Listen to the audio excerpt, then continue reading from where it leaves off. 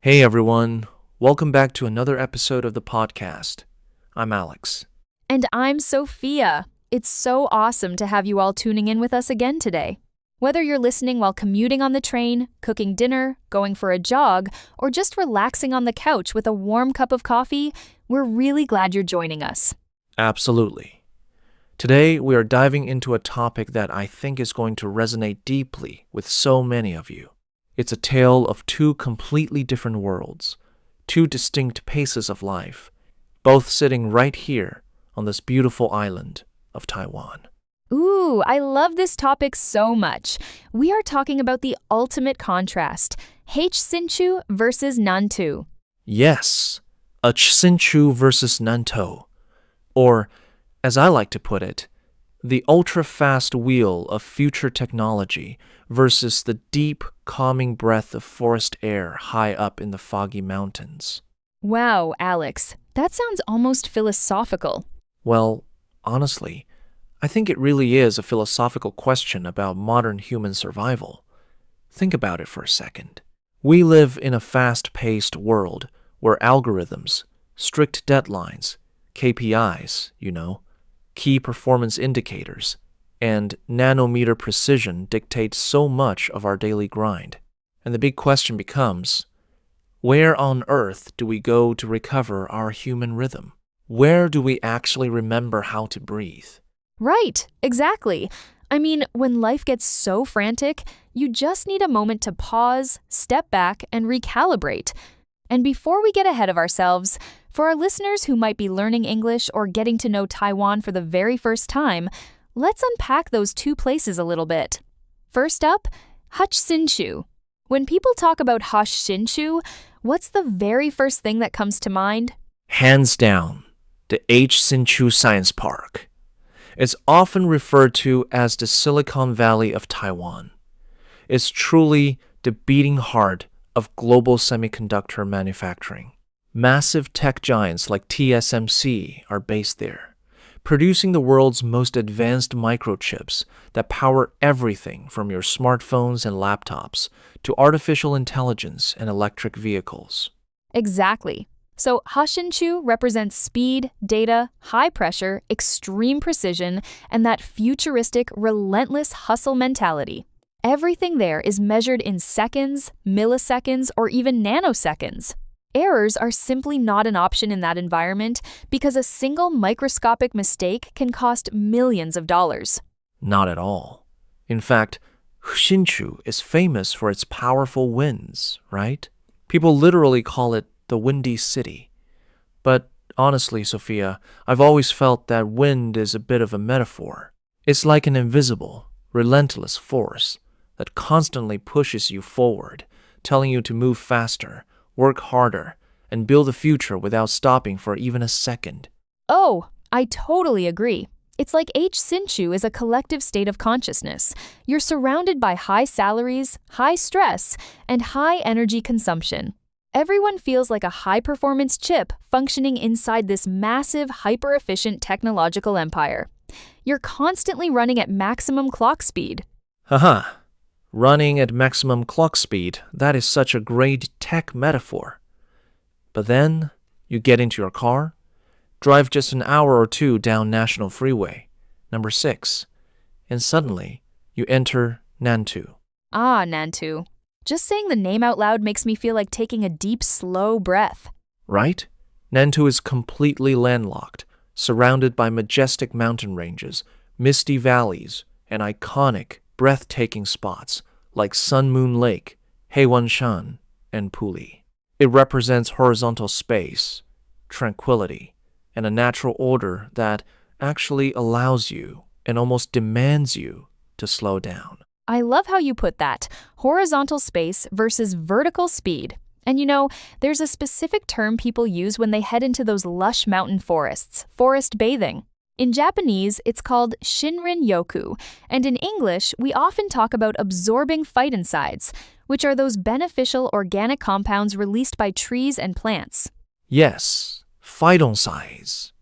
That's a great vocabulary word for our language learners today. Let's spell that out. Phytoncides.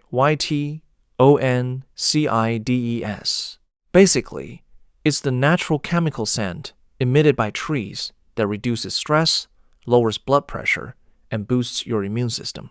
Honestly, it's like nature's own original medicine. Think about places like Sun, Moon Lake, or the quiet, elevated peaks of Heihuanshan. When you stand in front of an ancient giant tree that has been growing for 300 or 400 years, that tree doesn't care about your quarterly reports. It doesn't care about your inbox zero, your performance review, or your urgent Slack notifications. Haha, so true. The mountain is just there. It greets you with centuries of silence and unconditional acceptance. It essentially says, hey, drop your heavy baggage for a moment. You don't have to prove anything here. You can just exist.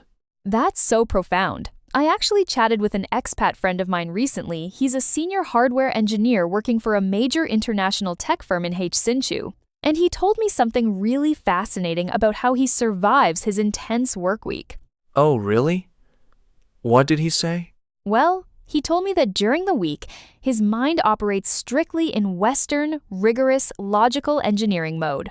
Bug fixes, circuit design, strict deadlines, and constant troubleshooting. But by Friday night, he experiences serious digital overload and burnout. He said his soul feels completely drained, like a battery at 1%. Man, I can totally empathize with that feeling. When your brain is fried, you just can't take in any more information. So what does he do on weekends to recover? He drives straight up into the high mountains of Lugu or Sunlink Sea in Nantou to drink high mountain oolong tea. Ah, high mountain oolong. That is pure magic in a cup.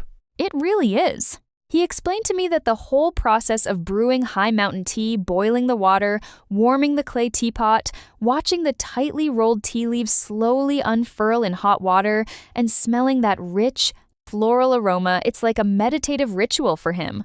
Wow. That's such a beautiful blend of Western logic meeting Eastern mindfulness. In Hsinchu, he's calculating complex technical parameters.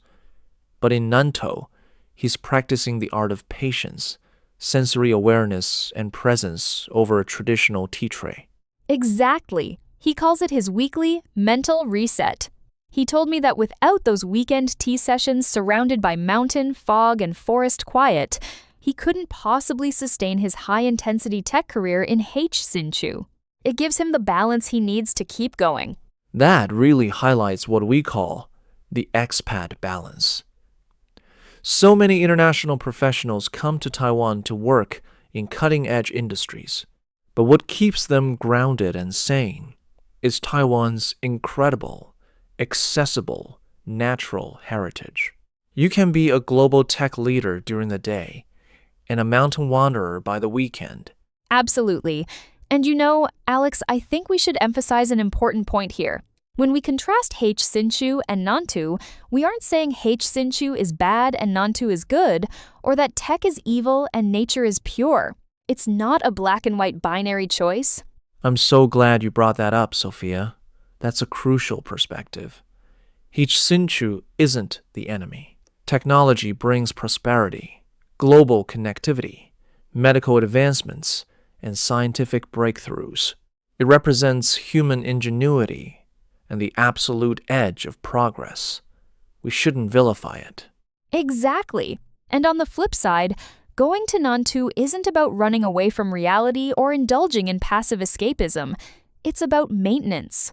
You recharge your phone battery when it hits low power mode, right? So why wouldn't you recharge your human battery when your mental and emotional energy is depleted? Precisely. It's a symbiotic relationship. They actually need each other. And honestly, isn't that the most charming thing about living in Taiwan? Where else in the world can you leave the world's most advanced microchip clean room, jump in a car, and be immersed in a primitive alpine rainforest surrounded by a sea of clouds within 60 to 90 minutes?